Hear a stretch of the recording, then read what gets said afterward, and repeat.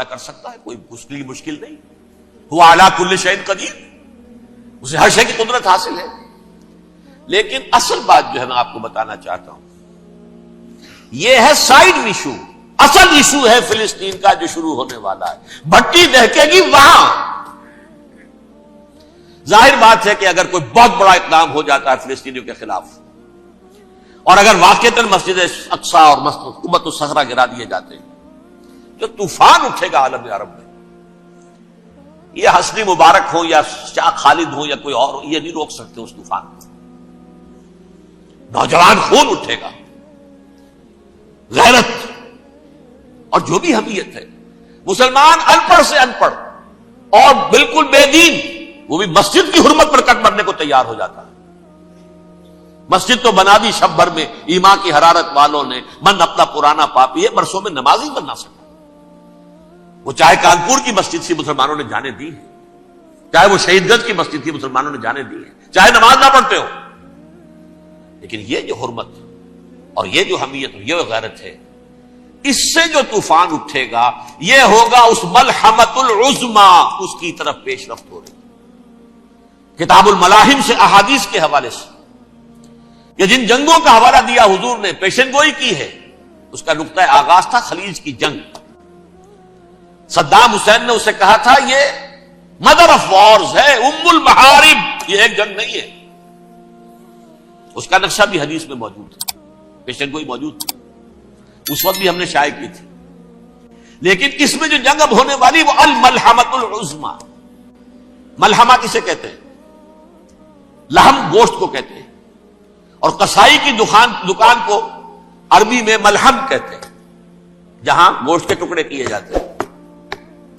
آج کل مشینوں سے ہوتے ہیں، اب جو ہے وہ ہاتھ سے چھریوں سے نہیں ہوتے، لیکن ٹکڑے ہو رہے ہوتے ہیں، جسموں کے چیتھڑے اڑ رہے ہوتے. ملحمہ، یہی لفظ استعمال کیا تھا حضرت سعد ابن عبادہ نے رضی اللہ تعالی عنہ یوم فتح مکہ. ان کے دل میں تھا کہ اب ہم انتقام لیں گے ان عربوں سے، ان قریش سے. الیوم یوم الملحمہ، الیوم یوم الملحمہ، یہ کہتے ہوئے جا رہے تھے. ایک خاص کیفیت، آج ہے گوشت کے ٹکڑے اڑانے کا دن. حضور سے کہا کسی نے جا کر کے ساتھ تو یہ کہہ رہے ہیں الیوم یوم الملحمہ، الیوم یوم الملحمہ. حضور نے فرمایا نہیں، ان سے کہو جا کر الیوم یوم المرحمہ، الیوم یوم المرحمہ، آج رحمت کا دن ہے، آج تو میں ان سب کو معاف کروں گا. لا تثریب علیکم اليوم، میں تم سے وہی بات کہہ رہا ہوں جو میرے بھائی یوسف نے کہی تھی اپنے بھائیوں سے، اذهبوا فانتم الطلقاء، جاؤ تم سب کے سب آزاد. وہ ملحمہ ہے جس کو کہ حضور نے حضرت معاذ بن جبل رضی اللہ تعالیٰ عنہ سے روایت ہے، اس میں سے جو ابو داؤد میں روایت آئی ہے اس میں الملحمۃ العظمی، عظمی مؤنث ہے اعظم کا. آپ کہتے ہیں جنگ عظیم اول، جنگ عظیم دوم، عظیم کا باپ ہو گیا اعظم، سب سے بڑا، اور اس کا مؤنث ہے سب سے بڑی، عظمی. الملحمۃ العظمی، سب سے بڑی لڑائی. میرے نزدیک یہ وار کے معنی میں نہیں ہے، بیٹل کے معنی میں. انگریزی میں یہ دو لفظ علیحدہ ہیں، وار، بیٹل. وار سالوں کو محیط ہوتی ہے، بیٹل کسی ایک خاص جگہ پر جو لڑائی ہوتی ہے اس کو کہتے ہیں. حضور کے اور قریش کے درمیان 6 سالہ وار تھی، جنگ تھی. لیکن battles, battle of Uhud, battle of Badr, یہ بیٹلز تھی، لڑائیاں تھیں.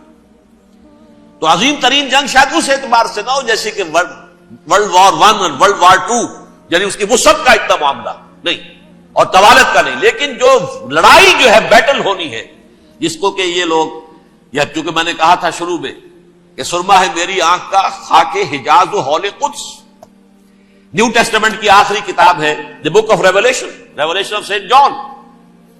اس میں آرمگڈون کہا گیا ہے اسے. ہر مجدون، یہ عبرانی لفظ ہے، ہر کہتے ہیں اونچی جگہ کو، سطح مرتفع. مجدون میگیڈو، میگیڈو ایک وادی ہے، مرتفع، وادی مرتفع. یہ ہے واقع لبنان، اسرائیل اور شام کے درمیان جو ٹکڑا، جو ٹرائنگل بنتی ہے، یہ ہے، یہاں پر بڑی جنگ لڑی جائے گی. اور یہ جنگ جنگ صلیب ہوگی جو کہا ہے بش نے، یہ جنگ صلیب. سیکنڈ ملینیم شروع ہوئی تھی تو پہلی صلیبی جنگ ہوئی تھی، 3rd ملینیم شروع ہوا ہے، یہ سیکنڈ صلیبی جنگ ہے، یہ کروسیڈ ہے. اور میں اس مرتبہ امریکہ گیا تھا تو پہلی مرتبہ مجھے وہاں ایک رسالہ ملا ٹرمپٹ نام کا.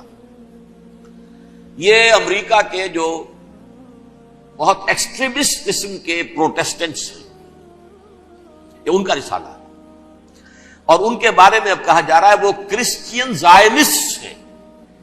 آپ شاید پہلی مرتبہ یہ لفظ سن رہے ہو. زائنسٹ تو ہم سمجھتے ہیں یہودیوں کو, کرسچین زائنسٹ وہ ہیں جو ہیں تو عیسائی پروٹیسٹنٹس ہیں, لیکن اسرائیل کے وہ حمایتی یہودیوں سے بڑھ کر ہیں. یہ میری کسی پہلی تقریر میں شاید بہت سے حضرات کو یاد آ جائے, میں نے کہا تھا 4 سال پہلے ہمارا تنظیم اسلامی کا ایک کنونشن ہوا تھا ہوسٹن میں, امریکہ کا جنوبی علاقے کا شہر ہے.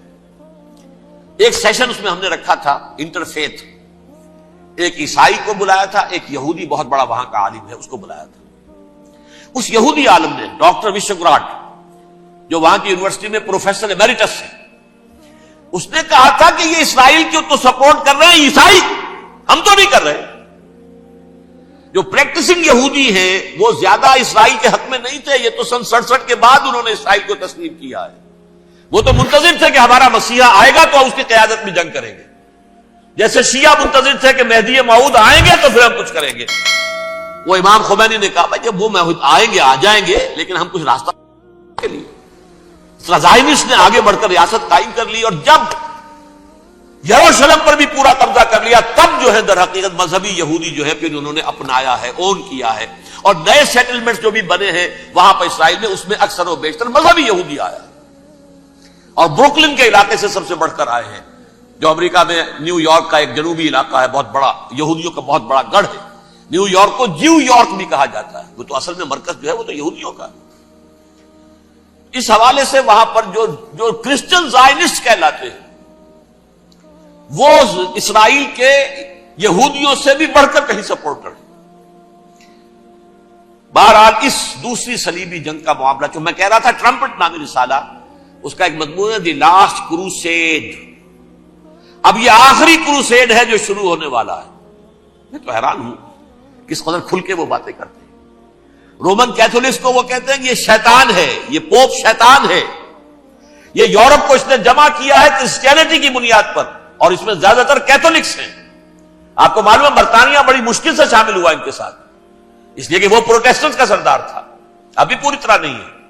یورپ جو ہے وہ رومن امپائر دوبارہ یہ کھڑی کر رہا ہے, اور در حقیقت یہ جو ہے یہودیوں سے بھی چھیننا چاہتے ہیں اسرائیل کو اور فلسطین کو, اور مسلمانوں سے بھی, اور یہ وہی کروسیڈ جو تھے اربن ثانی کے اس کی تیاری کر رہے ہیں تاکہ وہاں پر عیسائی حکومت قائم ہو جائے, کیتھولکس کی پوپ کی حکومت قائم ہو جائے, جیسے ایسٹ تیمور میں تبدیلی. ایسٹ تیمور میں کون سی حکومت بنی ہے؟ Roman Catholic. رومن کیتھولک اسرائیل میں بنے تاکہ یہ سارے مقامات مقدسہ جہاں اسرائیل پیدا ہوئے, بیت حضرت مسیح پیدا ہوا, بیت الحم کہاں ہے؟ وہی ہے کہ نہیں؟ جہاں سے ریزریکشن ہوا ان کے خیال میں وہ کہاں ہے؟ وہیں پر ہے کہ نہیں؟ بڑے بڑے گرجے ان کے وہی ہیں. تو اس اعتبار سے ان کا کہنا یہ ہے یہ لاسٹ کروسیڈ کی تیاری ہو رہی ہے, یہ کیفور. اور ان کا کہنا یہ ہے کہ یہ پوری طاقت نیٹو کی جو ہے یہ پہلے جرمنی سے لائی گئی بوسنیا, انہوں نے خود وہاں جنگ کروائی, انہوں نے خود وہاں پر ایتھنک کلینسنگ کروائی, پھر خود مصالحت کے لیے آ گئے, پھر کوسوو میں انہوں نے خود آگ بھڑکائی. یہ میں نہیں کہہ رہا, یہ وہ ٹرمپٹ رسالہ امریکہ سے چھپنے والا پروٹیسٹنٹس کا رسالہ ہے جو یہ کہہ رہا ہے. پھر انہوں نے کوسوو کے اندر کروایا, اور پھر وہ وہاں پر پیس فورس کی حیثیت سے آ گئے.